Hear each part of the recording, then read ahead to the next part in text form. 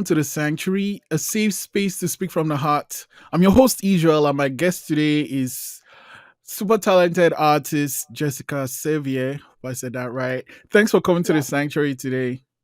Thank you so much for having me. I'm excited to be here. Awesome. So, I'm always envious of people that can play instruments. Like, I'm always thinking, how do you even know what goes where? But I guess it's just practice, practice, practice. So, how did music start for you? Yeah, I mean, I've always just loved music. I grew up in a household where there was just always music playing.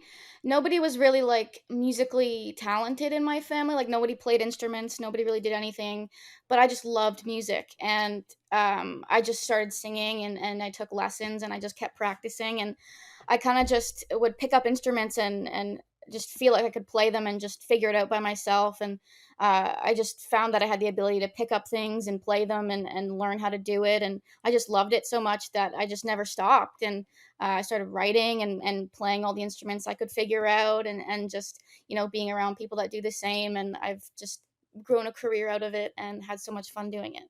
Sweet. And what are some of the instruments you picked up? Yeah, so I think my first instrument would have been piano as a child.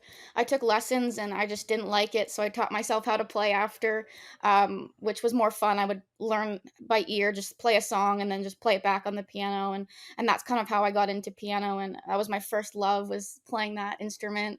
And then I started singing along with myself when I would play piano. And then around 12 years old, my sister taught me how to play the guitar. She is a great guitar player, and she taught me three chords and said, "Okay, that's all you need." And then I taught myself the rest from there. And then I also picked up the harmonica, What? maybe around 17 years old. I was just like, I'm gonna play the harmonica. So I Why? learned how. That's so like left field. Well, I mean, I love Bruce Springsteen Ah, and Bob Dylan and those kind of artists. So I was like, I want to be like that. So I wanted to learn how to play, Born to Run on the harmonica or, The Times They Are Changing by Bob Dylan. So I bought the whole setup where it sits on my neck and I can play the guitar with it. And I was just like, I'm just going to do it. mm, And I figured it out. And it's just really fun. It was just like a fun instrument to learn. mm. And so I mean, it's one thing playing instruments. It's one thing writing music. When did that Mhm. start for you, writing music? Maybe when I was about 14, I kind of started to take it seriously. I mean, I'd always written and stupid little songs as a kid. But I think around 14, I was up at my cottage and I was just looking at the beautiful scenery around me. And I wrote the song Fire Sky. That was my first song I wrote. I actually put it out a couple years ago just as like a fun passion project during COVID.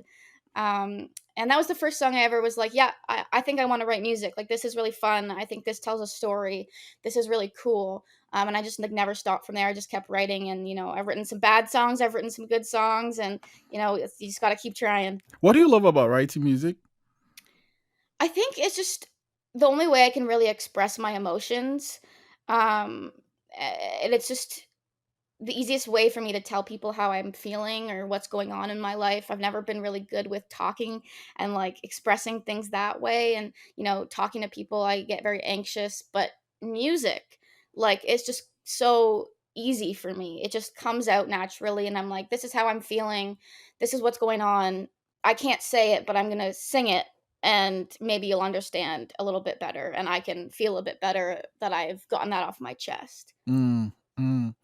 Yeah, I think as human beings, we are all emotional people, and Hmm. finding the right way to express yourself is a gift. So now you found music is a wonderful experience, I'm going to guess. Hmm. Now you write music, you play music, but I guess the next level is actually sharing the music with the world. Why did you Hmm. decide to do that? Because I mean, you could just share with yourself and your family.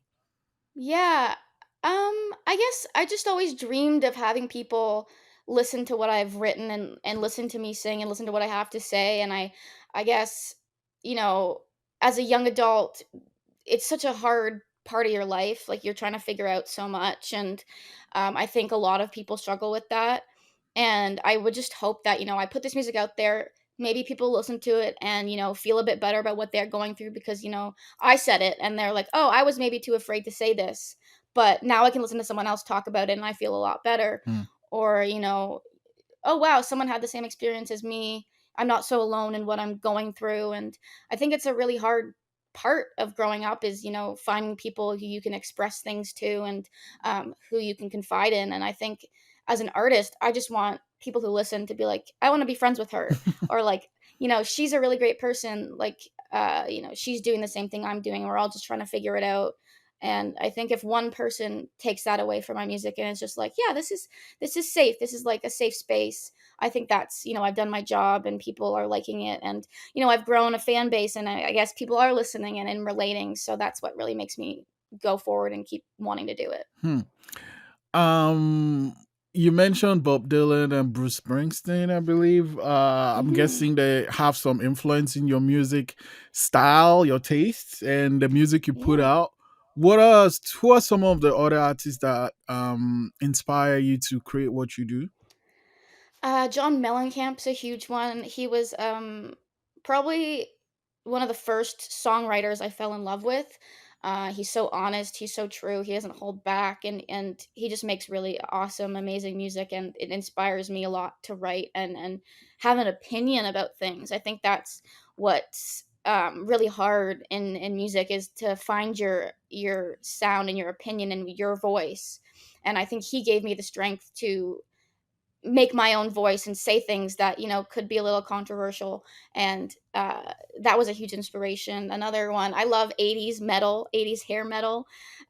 So the band Cinderella, they put out an album called Heartbreak Station, and they took kind of the aspects of country and rock Oh. and glam metal and all that sort of stuff, and they put it together. And I was like, that's the kind of music I want to make, a little bit rocky, a little bit country, a little bit of everything, but it has a nice message. And of course, I mean, I grew up on Taylor Swift. I'm in my early 20s. She was huge when I was a kid, and she's still making great music. And I think her style of writing is, has inspired me in ways I just don't even imagine, because that was a soundtrack to my childhood. I think it's kind of just ingrained in my brain. um, and I think she inspires everyone really that's a musician, because she's just everywhere and she's done everything. And I think it's truly, truly amazing what she's done. And I get that inspiration from the new modern music, and then I also have a lot of influences from the past. And I think that's what kind of makes me unique, is I bring in a lot of nostalgic feeling, because I love that. I love feeling like I'm a kid again, listening to, Bruce Springsteen dancing in the hallway with my sister when I was like 5 years old. And that's what I want to feel when I make music. And I want to reflect on my whole life. Mm. That's a that's powerful actually, and it leads me to thinking, okay, you have all these inspirational artists and you have this backing of learning how to play instruments and stuff. What is your process when it comes to making music, writing, creating your own music? I think it's different every time. Sometimes I'll be put in a room with writers and they're like, just write a song. And I'm like, okay.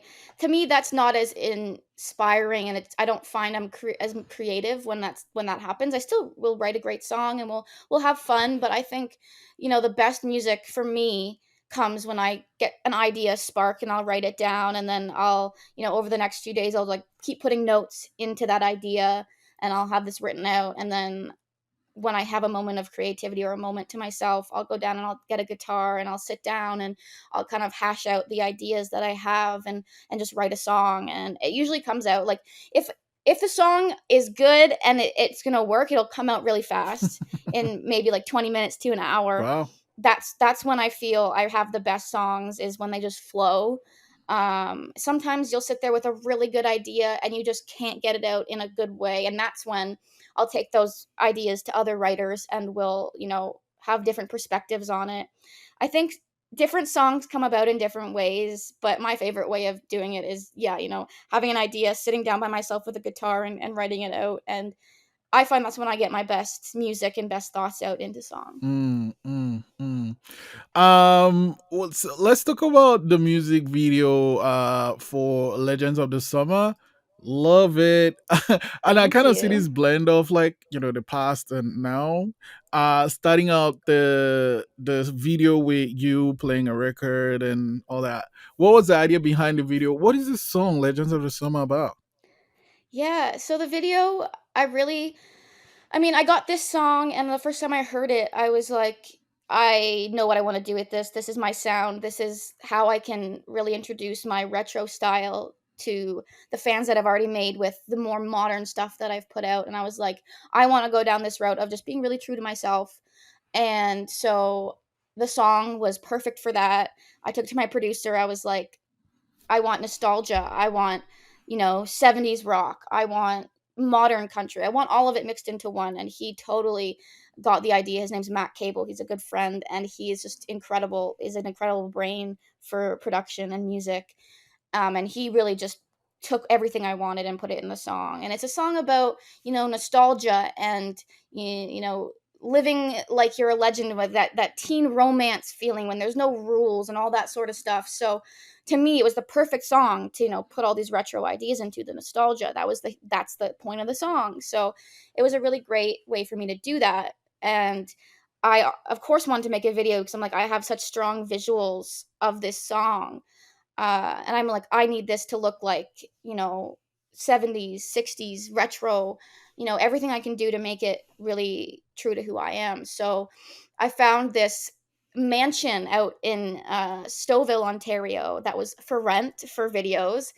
The beautiful wallpaper, all that sort of stuff. It hadn't been renovated. So we booked it. We went there and we were just like, let's let this house inspire us. What do we want to do? We just brought a bunch of stuff with us, outfits, props, and we just got inspired by the house and we just shot the video and we're really happy with it. We also got to use a motorcycle, which was one of my favorite parts. The song has such strong imagery of motorcycles, so I have a friend that had a motorcycle and I was called him up and I was like, "Hey, do you want to maybe be in a video?" And he was so down. So we went over to his apartment parking garage and we got on the motorcycle and just shot with it and it was so fun and to see the video come together, it was exactly what I wanted and I think it's the most creative thing I've done so far and I love it. It just tells my story through and through and I love it. It's a really beautiful video. Thank you. Let's talk about social media. I know you said you grew up with Taylor Swift, and that's kind of like the social media era. And as an artist, you have to embrace that. Are there any positives or negatives or both for you with using social Yeah, media? yeah, for sure. Yeah, I definitely grew up with social media. I think I got my first Instagram account when I was 12 years old. That's when it started booming and everything was going online, and I loved it as a kid. I thought it was so fun. As I've grown up, I've started to not love it so much. You compare yourself to people on there. You think, why aren't you doing as well as this person? And it's all a facade. I think social media is all fake, and people have to realize that. So I definitely have a love and hate relationship with social media. I've grown a big following on there and I love the people that connect with me and they love my photos and they like everything that I post and it's great to have support. I love the support. I think that's the best part about social media is expressing myself and people really embracing that. Mm. Um the downsides, yeah, you're comparing yourself and it gets addictive. You get stuck in a hole and you start questioning yourself and I think that's when you need to take a break. Growing up with social media has been definitely tough, and I think people don't realize that how much it's affected us.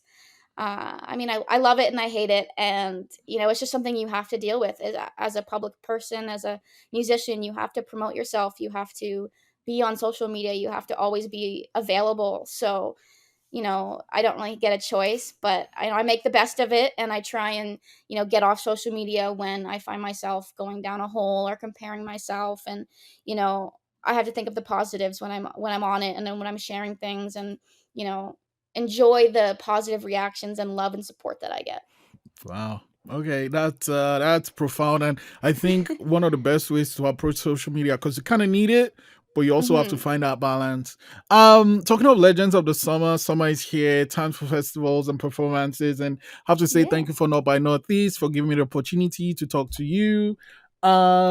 So you're performing at Not by Northeast. What should people expect from your set, and what are some other things you have planned for the summer?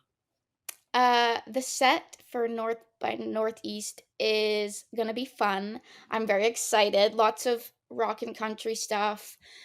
Full band at the Cameron House on Friday the 16th at 11 p.m.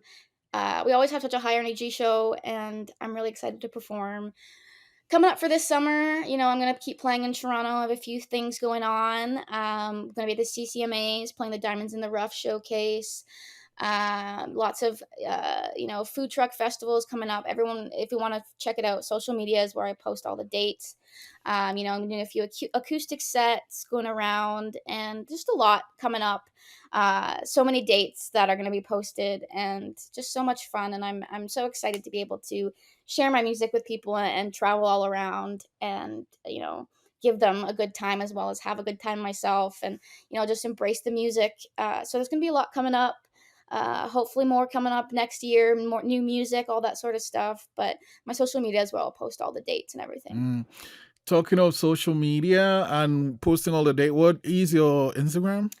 Yes, my Instagram is just Jessica Sevier. And then my Facebook is Jessica Sevier Music. TikTok is Jess Sevier.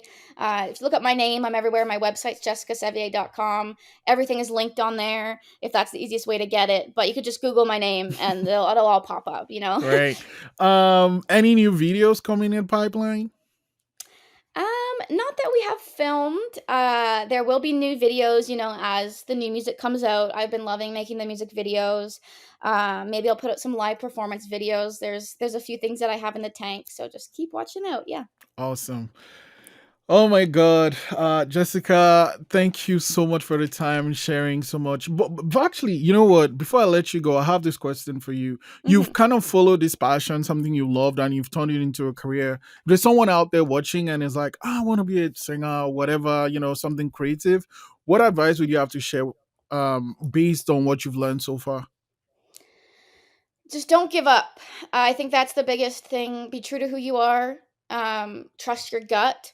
There's a lot of people out in the music industry that want to take advantage of you, or are doing things for the wrong reasons. So trust your gut when it comes to people. Don't work with someone that you have a bad feeling about, but also just don't give up. I think that's the biggest part. There's been moments where I've wanted to give up, and I would have missed out on all the success that I've had. And it's hard not to want, like, to keep going and not get discouraged. But I think the biggest thing is just keep pushing. You're doing it for a reason. You started because you have a passion for this, you have a gift, you have a talent.